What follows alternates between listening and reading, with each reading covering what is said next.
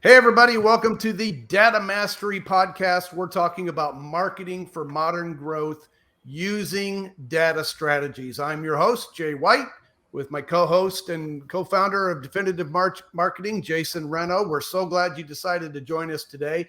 If you haven't watched our Welcome podcast, our first one, you might want to check that out. That kind of gives you an overview of what we're going to be doing here. But what we're going to be talking about in a nutshell is using data to help grow your business with your marketing. And a lot of people don't know quite how to do this. They look at data and they think, ooh, I don't know, man, that seems hard. It seems techie. We're going to try to simplify that, dumb it down for you, and show you how using good, solid data can help grow your business as well. Now, in future podcasts, we are going to be going into the nuts and bolts of data. And again, we're going to try to dumb it down for you as much as we can. Then you're going to want to watch those podcasts or listen to them. But to start off with, we thought that we would just go ahead and share some case studies of how data has changed dramatically the marketing for some businesses of all different types. And so we wanted to start off today with a case study about how data has done this for a very, very hard to market niche. And with that, I'm going to turn it over to Jason, let him tell you about where they were, what they did with the data, and where they are today. So go ahead, Jason. Yeah, thank you so much, Jay. And just to piggyback on what Jay said, is our main focus is, especially with these first couple podcasts here, is to tell some stories of some clients who have seen success and make it as less overwhelming as possible. There's so much you can do with data. There's so many terms and technicalities, and there's just so much you can do with it that it is, in my professional opinion, it does become overwhelming to the point where people just get turned off with it. Like, oh, I'm just going to keep going down the same path because I don't want to have to deal with all this data or deal with automations and just deal with it, period. But when you have somebody to help you deal with it, or to kind of show you the right path and open up your eyes to it, it actually becomes a lot simpler and simplifies things down the road, instead of making things more complicated. So that's the goal. We'll get into future podcasts into technical terms, what's high intent data, what's in market data, and really break all those down. But first, we're trying to just get you guys a little bit excited about the possibilities of what can be done with the data. So first and foremost is our addiction treatment. One of our biggest clients is an addiction treatment center. They have multiple locations across the country, and they are specific to veterans. So it's U.S. Armed Service veterans combined with the addiction treatment, which is addiction treatment itself is an extremely tough niche to market in. You have restricted ad categories. You have to be legit script certified. There's a lot of hoops that you have to jump through, even just to turn your ads on.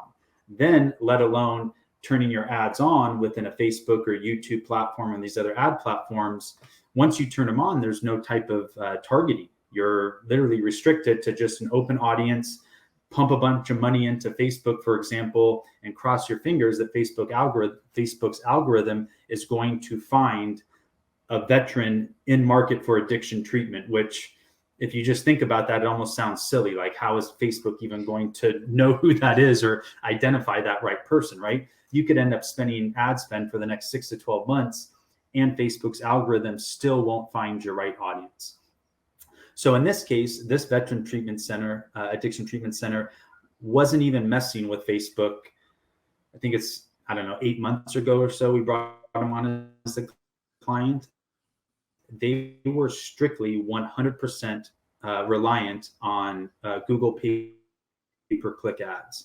They were spending about $100,000 a month, give or take, and generating leads for around, their clicks they were getting were around $40 to $50, and the actual leads themselves were costing around $5. It's a big number to spend just for a click, right? $40 to $50 for a click, or $50 for a lead. Now, what we were able to do was take a large portion of that PPC ad spend budget and diversify it and create a true omni-channel marketing campaign for them. So now they still do PPC. We didn't get rid of that, but we're also utilizing YouTube, Facebook, TikTok, And now we just started incorporating our DSP or display network outside of the normal Google network. And then just real quick here, I'll throw it up here on the screen. You can see we went from $450 leads to, if you take this and average it, we're averaging about $50 per lead. I will completely acknowledge the $650 per lead YouTube number. I know that's probably what jumped out at everybody, but you also have to understand that this client was getting $50 clicks before they started working with us. So to spend $7,200 and generate, what is that, about 3,500 clicks? And I think most people understand that YouTube, if they're watching the video, it's just a higher quality lead. Like, for example, the contact ratio and the conversion ratios on the YouTube leads are typically better than Facebook leads. Facebook's just an easier conversion and a higher volume. So what we found with this particular client is we'll see that somebody has clicked on a YouTube ad and they'll get dumped into our retargeting campaign, which I'll touch on in just a second, but will actually end up converting on Facebook. So if you just looked at YouTube ads, we're falling flat on our face. We suck, right? But if you look at the entire campaign as a whole, and now we're even incorporating DSP, which we don't have reporting on here quite yet, the campaign's hitting a home run. On top of it, these clients' contact ratio is higher than the previous PPC campaigns, where they're actually getting in touch of and getting a hold of people, being able to verify their insurance benefits of about 10 to 20% of these leads, which before was down around 5% in terms of the contact ratio. So we have significantly increased the volume of leads on top of increasing the quality, on top of dropping the cost of the lead by about 85 to 90%, depending on the exact numbers you use. But it's been a significant increase for their campaign overall as a whole. One thing I wanted to touch on also is these campaigns also, these numbers are also including the retargeting campaigns.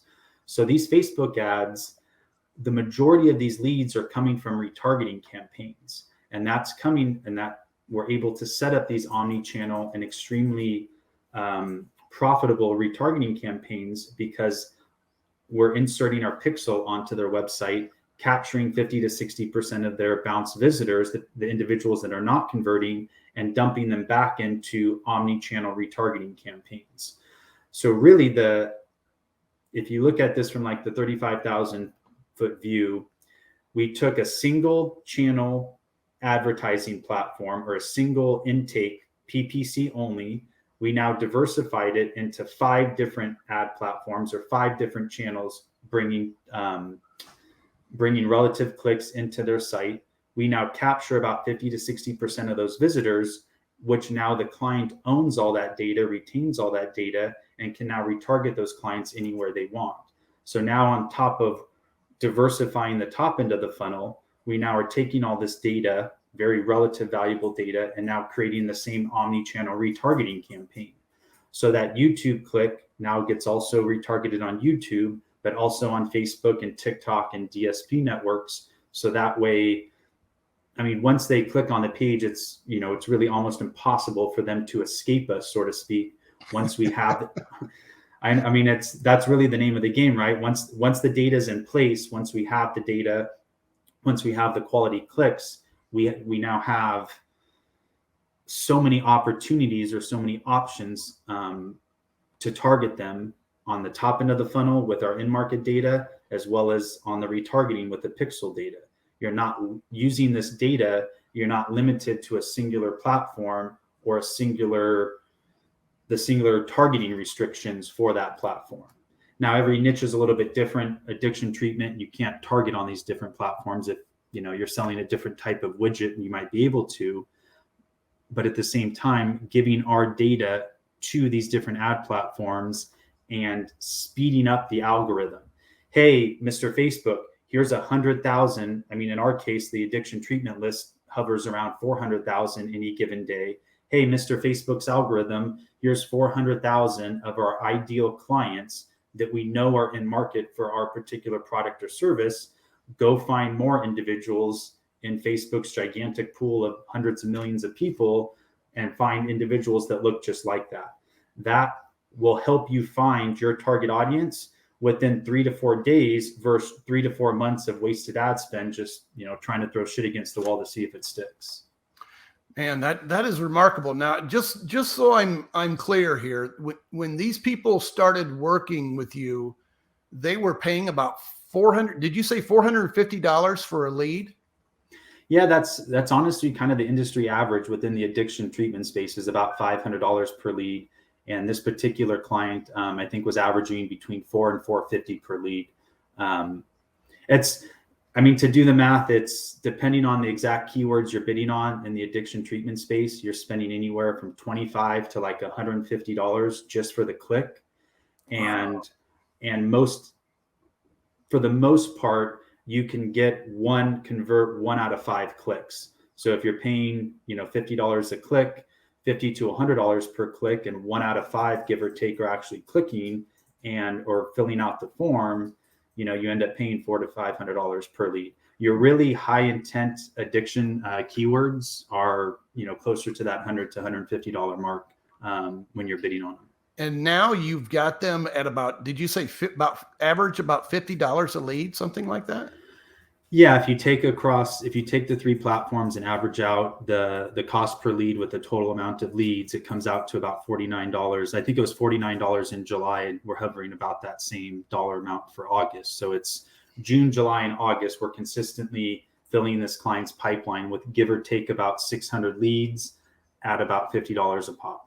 Oh, that's amazing, man. Those are some remarkable numbers. Now, tell us what a typical a person that is converted into a patient at one of these addiction treatment centers, what is their value to the treatment center? What are they typically going to spend to be there? It's a high value client. So they, depending on whether or not it is done through the VA or done through their insurance, that client can be worth anywhere from $50,000 to $200,000 to the actual treatment center, depending on the type of treatment they need and the length of stay.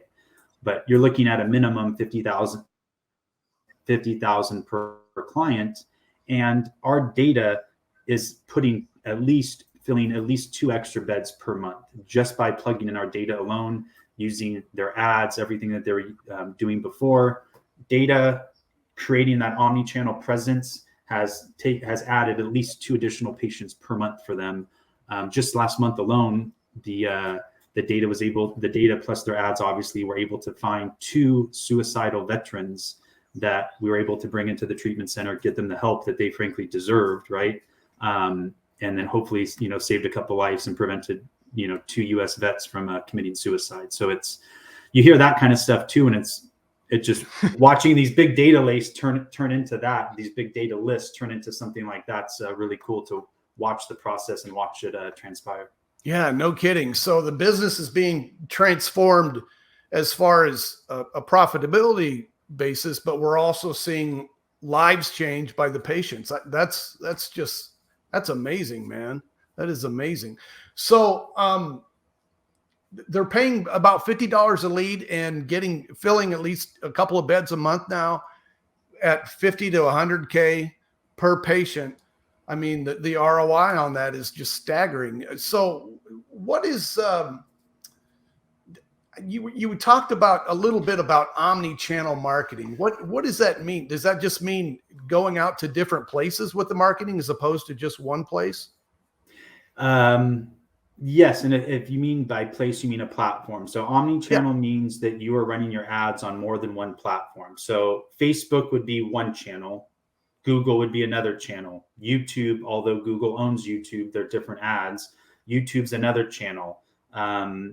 TikTok's another channel outside of Google's display network, but programmatic marketing, which we're helping our clients with in terms of the display and video ads and even CTV. So, I mean, you could take a singular channel and plug our data and turn it into 6 or 7 different channels within that same marketing campaign.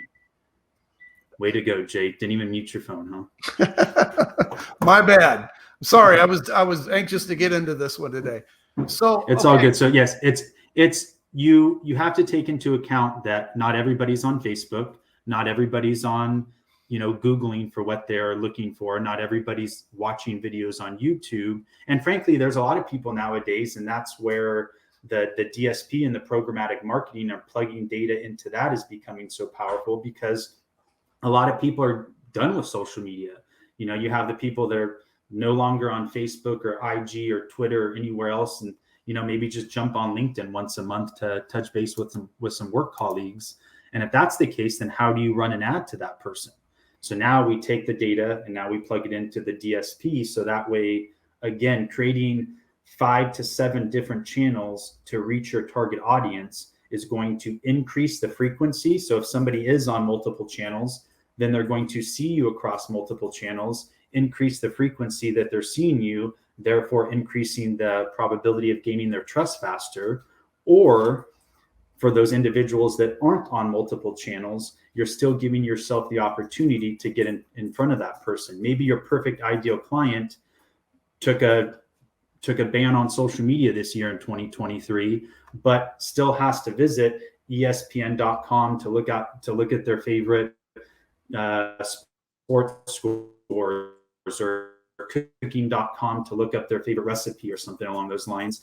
So now our ads, or our clients' ads, will now jump in those little bumper ads. Or CTV is something that's really cool, where you take somebody that's bounced off your website, we're able to capture that data and feed it into a CTV campaign. So somebody's on your website this morning, and then this evening when they're on Freevee TV or Tubi TV, they see a 30-second non-skippable commercial right on their TV or their iPad or wherever they're, whatever other device that they're on. So honestly, I'm trying not to get too deep into this, because I can really go down a rabbit hole here, and that's what we got to save some stuff for some future episodes, right? We're gonna do a whole podcast just on DSP. In fact, we may have to do several to cover all the aspects of what DSP is and what it can do for a business, because it is absolutely mind blowing. Now, Jason, absolutely. Go ahead. Oh, no, I was just going to say, we're going to take, after we do a couple of these stories to try to, get some people excited and show some real world practical use of the data, then we can schedule out some episodes and go really deep into what a DSP is, what high intent in market data is, exactly what our pixel, our own proprietary pixel, can do, and why it's 1,000 million% better than just using a Facebook or Google pixel alone.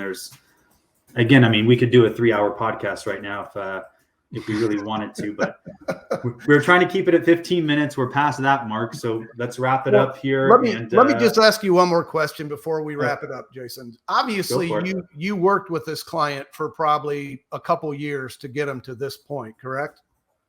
No, I think I'd mentioned earlier.